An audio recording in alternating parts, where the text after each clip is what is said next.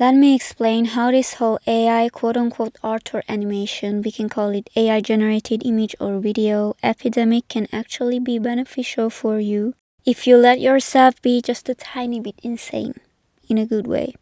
Yes, I know how bad it is. As an animator, I'm fully aware. I won't even start listing all the bad shit that has been happening to the art community. I think we all know what I mean. And no, I won't talk about how you should use AI. If you expect me to do that, then this video is not for you. After my previous video, I reflected on what I said and got inspired to make a follow-up video. I'm done with AI discourse for now. Even though it's interesting to talk about it, I don't think I'll make any videos in this topic soon. I'd like to focus on improving, making content, animating. I'd like to concentrate on things that truly matter. The main reason I made this video is because I'd like to turn things around and, as delulu as it sounds, explain how you can actually take advantage of this clownery. I know my takes might sound a bit unhinged, but I'd like to share my real, unfiltered, slightly filtered thoughts. First of all, if the number of individuals using generative AI will keep growing and if it keeps developing, that means learning art will become even less desirable. Why would you want to learn how to draw if a robot can do it for you, right? Or if you already know how to draw, what's the point of continuing to improve your skills and to pursue art? It's so over, right? No, it's not over at all. I know this sounds insane, but if more and more people will lose the ability to draw, that means the value of artistic skills will grow. The demand will either stay the same or go up, but there won't be enough supply. Now, obviously, this is not proven, these are just my thoughts and theories, so don't attack me, please. I still believe there is logic behind what I'm saying though. And yes, I may be delusional, but I want to think positively. If you can get through this, you will become stronger than ever. The change that is happening right now is very fast. It is scary and dangerous, but there is opportunity in it. I get why it's so much easier to just give up on your goals. There are more and more artists saying, fuck it, I give up. And I absolutely understand why. It's almost like there's no point in building an art career or continuing it anymore. I almost gave up too, but I didn't. I'll keep going until I can. If I don't succeed, at least I won't have regrets because I tried everything. Those who will stay standing in the end are the strongest. Go ahead, use AI. Hope for the downfall of artists and animators. Be lazy and uncreative. Depend on a robot to draw for you. I will still use a pencil or a stylus, whatever, to create, Artists who are smart enough and can see the light even in the dark know that now it's more important than ever to keep creating. This whole situation with AI reminds me a little bit of WALL-E and the humans in the hover chairs on that spaceship. Hardly any muscles, weakened and transformed bone structure, almost zero ability to walk, oblivious to their surroundings. Now me personally, I don't want to end up like that. This comparison might be a little bit crazy, but I can see a parallel here. Convenience is not always good. Sometimes you need to suffer and go through each to improve, become stronger and grow as a person. One of the main aspects of art is the constant presence of improvement. In order to slay, you need to fail. Typing in prompts will not make you improve. It makes you lose the ability to learn, to think and feel while creating, to plan and create with intention. If you don't move your body enough, your muscles will weaken. If you stop learning, your mind will become dull and foggy. Another analogy that came to mind is the mass production of cheap, low-quality products. Listen, I know that cheap things can have good quality too, but most of the time there's a reason for something being extremely cheap. Like when you order something from Temu and it falls apart after 2 weeks. So you need to buy a similar thing again multiple times. Instead of spending money on a quality product once that will last years or even decades in some cases. No offense to people who order from Temu though. Also, I'm not an advocate of overpriced brands either. How is this connected to AI and art? Quality over quantity.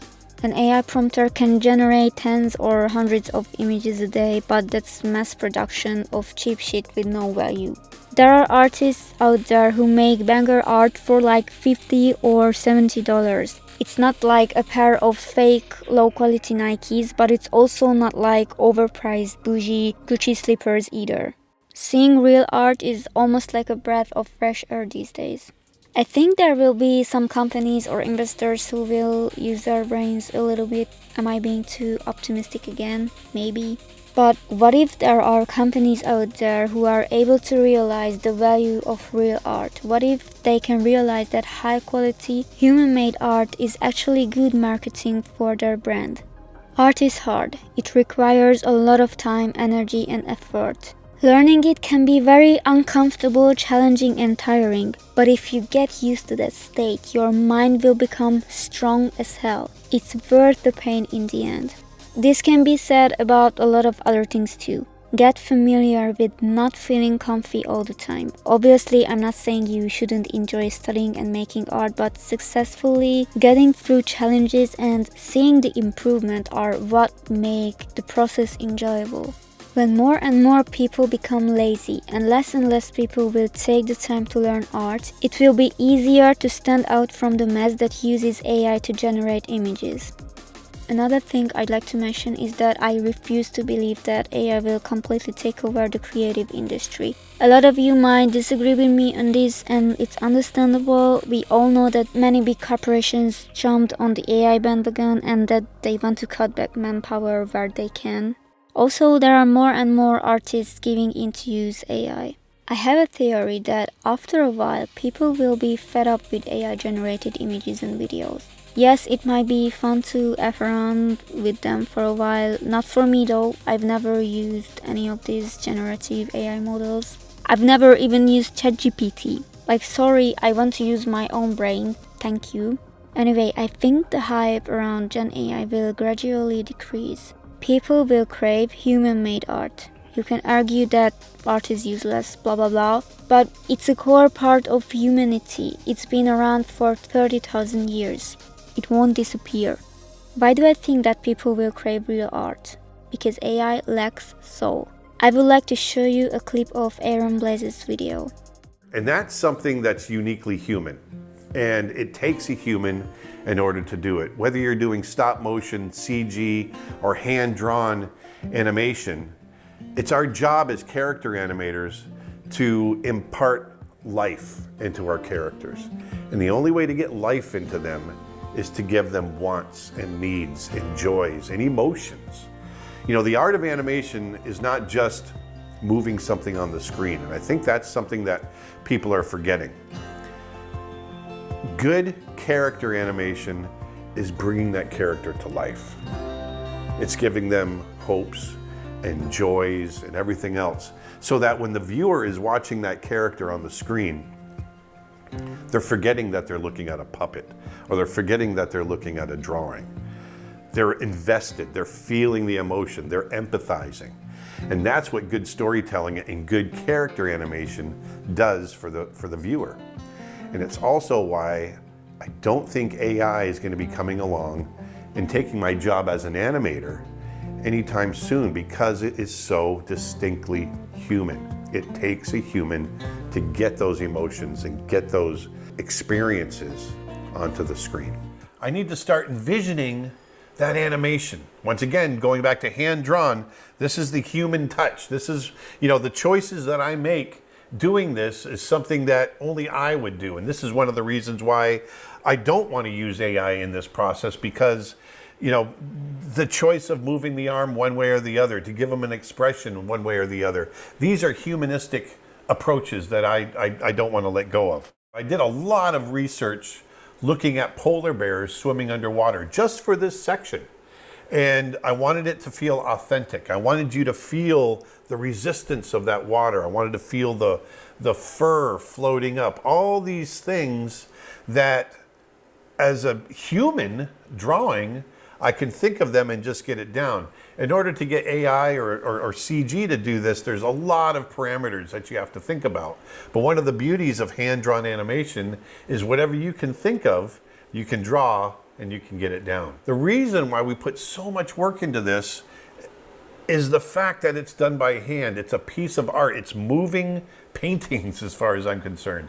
And this is a reason why I'll never let that go. I love the process.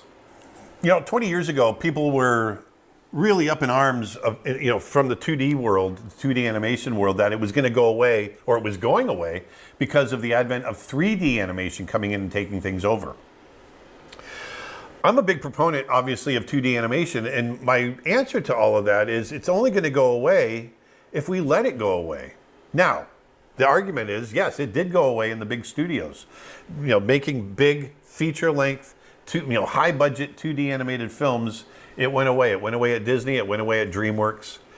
But the environment changes, the world changes.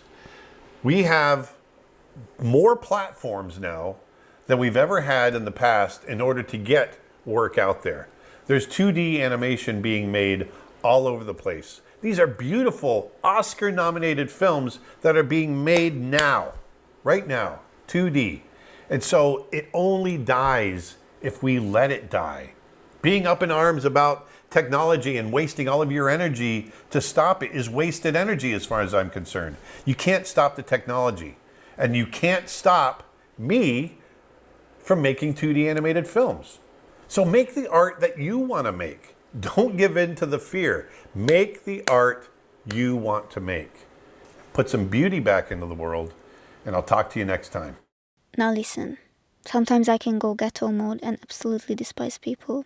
I'm gonna be real with you, but I still have some faith in humanity thanks to my goat watch the stampede.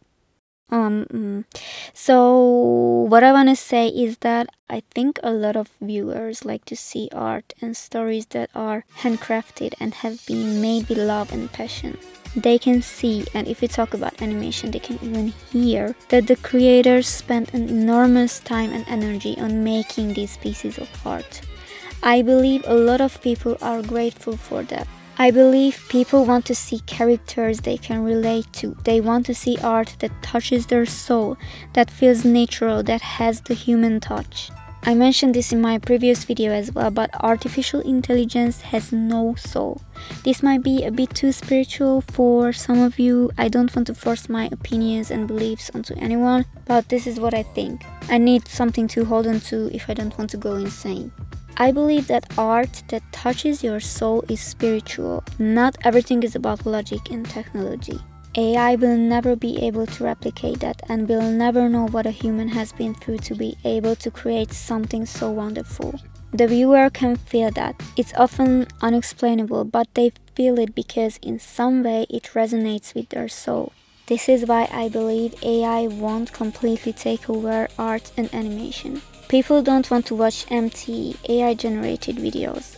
They can develop to the point that they will look good, but they will always lack something. If you are an artist who still refuses to use AI, then I'm impressed. I genuinely respect you and I'm proud of you. Please don't let your spirit to be broken down and keep sticking to your morals. We need people like you. Your hard work will be rewarded. Invested energy always comes back in some shape or form. And you have to remember, AI can only generate but not create. Art can only be created by humans. Let's take a look at the origin of the word animation. It stems from the Latin word animatio, which literally means to give life or spirit. Anima means soul, so when you animate something, it means you give life to it. I think this is true for traditional and digital art as well. So, to sum it up, the value of your skills will go up because making art will become even less common. If you can get through this and you keep creating, you will become a lot stronger and wiser. Please keep sticking to your morals, don't give in. Imagine a world where people give up on their morals. Your art stands out from the mass of AI-generated images and videos. Even if you're not skilled enough, because it shows that you are trying, even though you could just make a robot do the work instead of you. You are cool as fuck.